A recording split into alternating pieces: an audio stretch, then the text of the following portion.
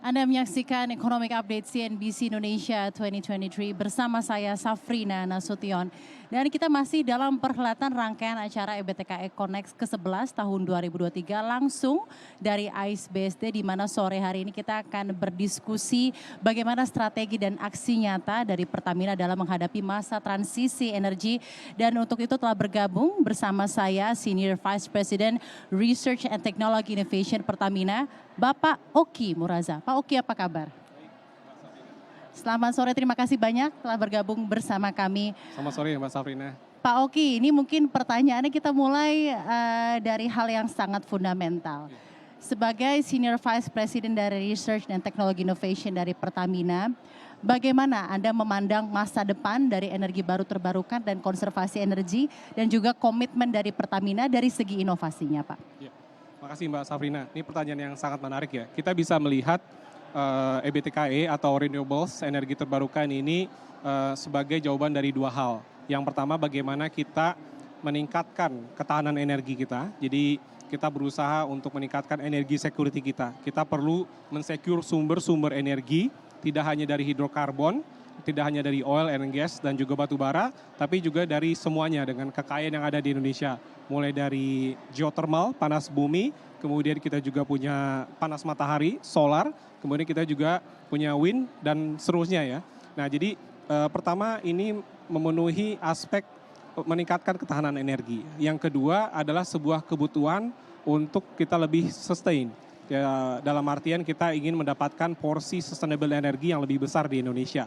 Karena memang kebutuhan zaman dengan adanya perubahan iklim dan seterusnya, kita dituntut untuk memperbesar volume renewable energy atau energi terbarukan di Indonesia. Jadi kita melihatnya sebagai sebuah kebutuhan di mana dari aspek ketahanan energi maupun aspek sustainability-nya memang kita membutuhkan energi terbarukan. Dalam hal ini berarti kan tadi Anda juga menyebutnya ini adalah kebutuhan transisi ke energi bersih dan juga keniscayaan net zero emission pada tahun 2060. Di Indonesia sendiri tantangan dan juga peluangnya seperti apa, Pak Oki? Ya, pertama mungkin kita mulai dari peluangnya ya. Peluangnya adalah kita negara Indonesia dianugerahi oleh Tuhan Yang Maha Kuasa bagaimana banyaknya ya potensi-potensi dari energi terbarukan di Indonesia. Jadi ada satu sisi kita memiliki potensi atau resources yang kemudian harus kita convert atau kita jadikan menjadi kebutuhan kita. Jadi market kita di Indonesia ini. Jadi kalau kita lihat market kita itu untuk energi ada dalam bentuk electricity atau listrik, kemudian ada juga dalam bentuk BBM. Nah ini PR kita adalah kita bagaimana kita merubah resources ini menjadi kebutuhan market, ya which is electricity dan juga kemudian BBM atau fuels. Nah ini saya melihatnya ada 4 jembatan. Jembatan pertama bernama capital, ada kebutuhan capital, kebutuhan modal di situ. Kemudian jembatan kedua bernama infrastruktur, kita membutuhkan infrastruktur, baik itu untuk energi saat ini maupun juga energi terbarukan. Terus jembatan ketiga kita membutuhkan teknologi, baik itu untuk meningkatkan produksi hidrokarbon maupun untuk energi terbarukan ini. Dan jembatan yang keempat, kita membutuhkan regulatory framework. Kita membutuhkan regulasi, kebijakan pemerintah, insentif, dan seterusnya yang akan mendukungnya nanti. Jadi itu dari segi peluang. Nah tentu dari segi tantangan adalah apa saja yang masih kita butuhkan dalam menjembatani antara sumber daya dengan pasar ini. Jadi kita tentunya membutuhkan capital, itu PR besar. Bagaimana kita mendapatkan capital lebih besar di renewable energy ini. Kemudian bagaimana kita memperbanyak infrastruktur yang akan mendukung kita untuk menuju ke energi terbarukan. Kita membutuhkan lebih banyak teknologi. Karena teknologi ini kita lihat masih berkembang.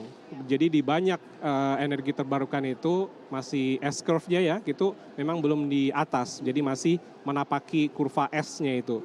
Apa konsekuensinya? Konsekuensinya adalah di keekonomian. Jadi energi cost harga energi cost dari teknologinya itu masih besar sehingga tentu dibutuhkan komitmen yang lebih besar lagi. Dan kemudian jembatan yang regulatory lainnya, framework. regulatory framework. Jadi kita membutuhkan banyak hal yang perlu diatur. Memang masih banyak yang perlu regulated ya, agar tentunya kita bisa memperbesar volume dari energi hijau ini.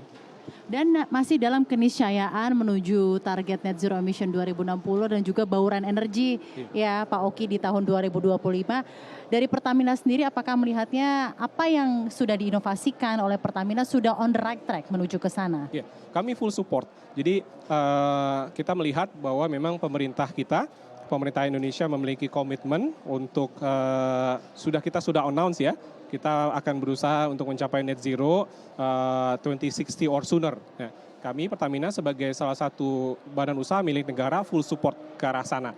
Kita mendukung penuh usaha pemerintah untuk mendapatkan target tersebut. Nah, dari situ kami sudah membuat roadmap juga. Kita sudah membuat roadmap bagaimana kita mengurangi emisi dari bisnis saat ini. Jadi melakukan pengurangan emisi atau dekarbonisasi kita menyebutnya dari current business, dan bagaimana kita memperbesar bisnis-bisnis baru, volume dari bisnis-bisnis baru yang memang menuju ke sustainable energy. Jadi existingnya dikurangi emisi karbonnya dan kedepannya untuk bisnis-bisnis yang baru itu sesuai dengan energi terbarukan dan transisi energi bersih ya Pak Oki. Nah sebagai Senior Vice President Research and Technology Innovation di Pertamina sendiri, poin-poin inovasi Pertamina yang sudah dilangsungkan, yang sudah diimplementasikan untuk menuju net zero emission 2060 apa saja Pak Oki? Ya. Ini cukup banyak Mbak Safrina ya.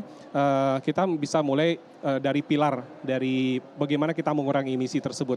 Jadi kita mengurangi emisi misalnya salah satu pilarnya itu adalah energi efisiensi. Kita berusaha menggunakan energi yang tadinya menjadi sampah gitu ya, waste, itu diutilize untuk menghasilkan energi lagi. Jadi misalnya di lapangan geothermal itu ada memang stream yang untuk menghasilkan energi, kemudian ada yang sebelumnya waste. Waste-nya ini kita pakai lagi untuk menghasilkan energi yang tentu jumlahnya lebih kecil. Jadi yang pertama energi efisiensi itu menjadi salah satu usaha besar kita. Jadi kita melihat apa saja yang bisa kita utilize. Nah tentu dengan spirit energi efisiensi juga ada konservasi, bagaimana kita menghemat ya. Kalau di rumah tentunya pas mau tidur hemat listrik dan seterusnya.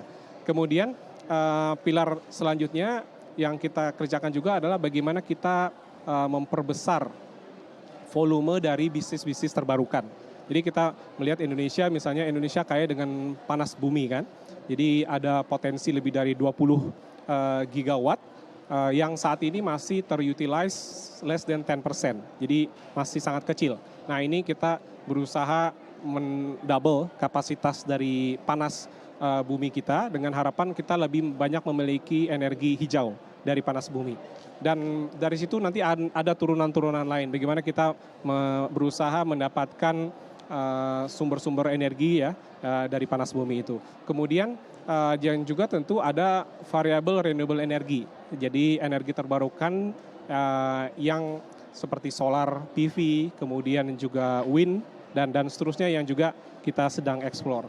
Nah, kemudian setelah kita mengenerate energi hijau itu, kita juga melihat ada kebutuhannya untuk mengurangi emisi-emisi dari current operation.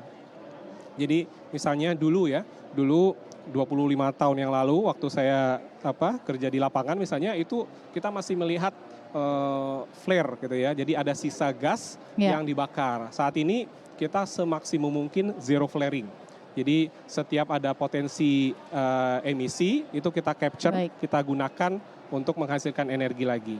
Beberapa inovasi yang dilakukan oleh Pertamina untuk menekan emisi karbon dan menuju komitmen ya Pak ya transisi energi bersih. Bahkan misalnya ya gas metana itu gas CH4 yang dirilis oleh current operation itu kita usahakan untuk zero. Bahkan kita masuk ke limbah-limbah yang lain. Jadi misalnya limbah dari pabrik kelapa sawit. Jadi ada limbah cairnya itu ada palm oil mill effluent, POME. itu yang kita convert juga menjadi gas Bisa dan gasnya dikonversi menjadi kita biometan, jadikan biogas. gas rumah tangga dan gas industri. Menarik sekali poin-poin inovasinya dalam hal menekan emisi karbon dan juga menuju transisi energi bersih.